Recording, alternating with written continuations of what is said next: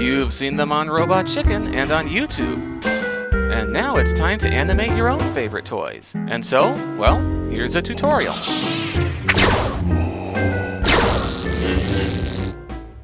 If you're shopping for toys, the more articulated the better. For example, some toys don't bend at the elbow, while others do.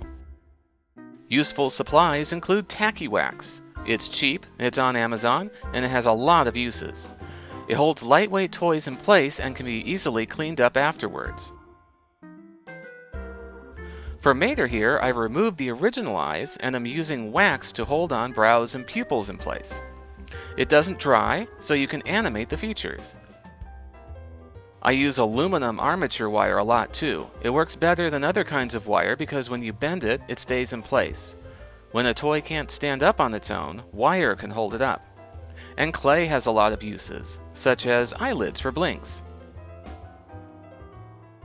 I use an assortment of tape, like this no-residue duct tape that reduces the sticky stuff left behind on toys, though if you can swing it, gaffer's tape is the best.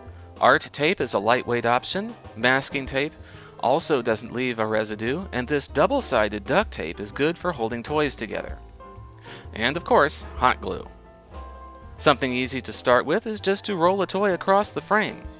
I'm using Dragonframe, which has the ability to create guidelines for smooth animation.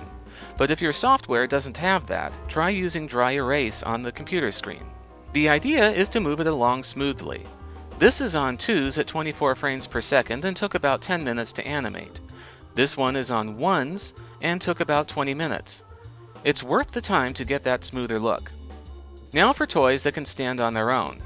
This chicken doesn't have movable legs, so I'm just scooting him side to side as he goes along. When he arrives in his spot, I'm holding him in place with wax. Still cute, even with just movable wings. This spider can only move its legs up and down, but we can get creative with that. The legs on the dog move independently of each other, so as he moves along, I'll move the legs back and forth as close as possible to how a real dog walks. Once again, a guide keeps it smooth in whatever method you use. The toy is staying balanced in all the leg poses. This horse bends at the knees. We can get a lot of good movement from that. A biped is a trickier balancing act. He's working out fine, though I am sticking a bit of clay behind the foot to help hold him up. I'm doing 3 moves per step. All of this is in 2s, or 12 frames per second.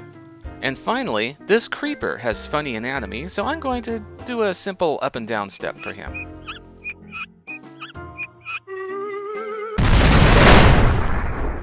In part 2, we'll look at animating toys that can't stand on their own.